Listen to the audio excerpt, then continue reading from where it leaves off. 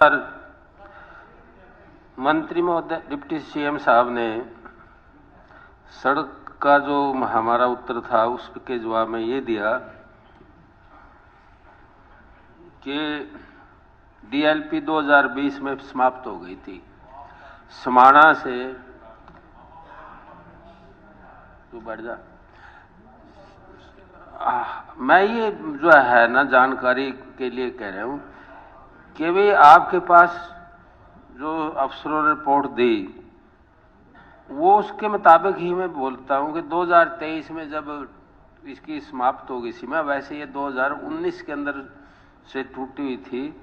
2023 के बाद फिर इसकी पैसे अवधि करने के बाद 103/8/2022 को फिर 65 लाख रुपए इसके जमा कराए गए।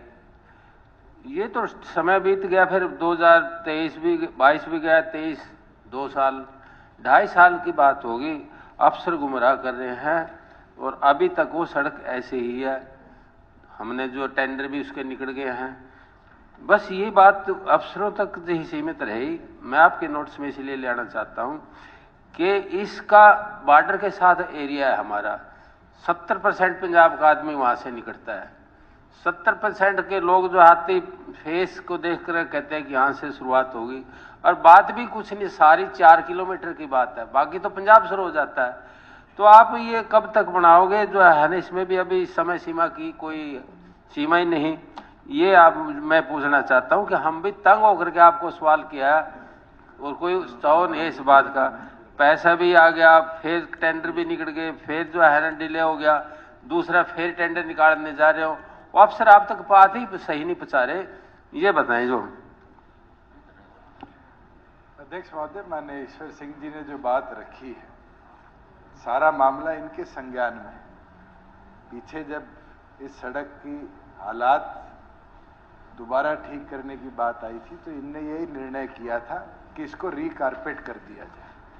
रीकारपेट का एडमिनिस्ट्रेटिव अप्रूवल दे दिया गया, टेंडर प्रोसेस शुरू हो चुका था। इतने में जुलाई में फ्लड आए, और फ्लड आके जो इस सड़क का बेस था की बात शुरू करिए आपने नोट्स में। ये है समाणा रोड, मैं इसी की बात कर रहा हूं। तो ईश्वर सिंह जी, पहले रीकारपेटिंग की बात थी।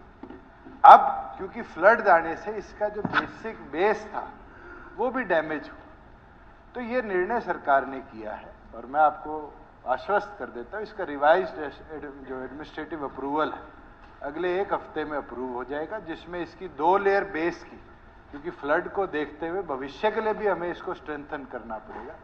2 लेयर इसके बेस की नई डाली जाएगी और इसको पूरी तौर पर नया बनाया जाएगा, ना कि रिकारपेटिंग। मैं तो ये कह रहा जी, जो टेंडर लिए जिस ठेकेदार ने, टेंडर तो हो गया, ठेकेदार ने दोबारा फिर टेंडर निकलेंगे।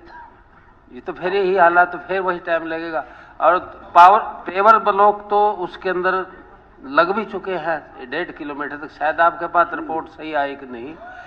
वो बाकी का जो टुकड़ा है वो भी तैयार कर रहे थे, फिर बंद कर दिया। अब समयावधि कभी है ही नहीं, कब तक बनेगी ये भी तो बता दो ना जो है। तभी मेरी आपसे बात हुई है कई बार टॉपिक में, तो सिर्फ ये है कि अफसरों ने आपको गुमराह करके रिपोर्ट दे दी। ये मेरा कहने का भाव है सिर्फ। अध्यक्ष महोदय, जो पेवर ब्लॉक की बात है वो सिर्फ आधा किलोमीटर में लगी। बैलेंस पोर्शन जो इसका है उसको पूरे को स्ट्रेंथन किया जाएगा, क्योंकि फ्लड में उसको डैमेज हुआ। जहां आप समय सीमा की बात करें, मैंने अभी कहकर हटाओ कि 1 हफ्ते में इसके रिवाइज्ड एडमिनिस्ट्रेटिव अप्रूवल हम दे देंगे। और जो 21 दिन का टेंडर प्रोसेस है वो फॉर्मेलिटीज तो हम बाईपास नहीं कर सकते। और जो टेंडर पहले हुआ था वो रिकारपेटिंग का था, आज उसको एनहांस करने की बात नहीं है, उसको पूरी तौर पर नए टेंडर के तौर पर हम फ्लोट करेंगे कि आगे ये जल्द से जल्द कंप्लीट हो जाए और ऐसी व्यवस्था बन जाए कि लंबी भी चले, और फ्लड जैसी सिचुएशन अगर आगे भविष्य में आती है तो उससे भी हम बच पाए। पुलियों का प्रावधान भी होगा, क्योंकि फ्लड तो फिर आएगा। हर साल जो है वो बॉर्डर का एरिया है और गग्गर की मार है उसके ऊपर। ईश्वर सिंह जी, पहली बार हरियाणा के इतिहास में 12 जिले फ्लड के अंदर इफेक्ट हुए थे। उसी दिन हमने निर्णय ले लिया गया था, जहां जहां कटिंग हुई है, सड़कों को डैमेज हुआ है, वहां पर अब कल्वर्ट्स बनाए जाएंगे। क्योंकि भविष्य में अगर इस तरह का पानी आता है तो सड़क को डैमेज ना हो, नीचे से पानी की क्रॉसिंग रहे। और कल्वेट्स का प्रपोजल ऑलरेडी अप्रूव कर दिए गए। जितने फ्लड इफेक्टेड एरियाज के अंदर रोड सड़कों का रिसाव हुआ था, कटाव हुआ था, वहां पर अब भविष्य में कल्वेट ही बनाए जाएंगे, आप चिंता न करें। धन्यवाद। श्री लक्ष्मण सिंह यादव जी, कोसली। प्रश्न संख्या 54। Answer is laid on the table of the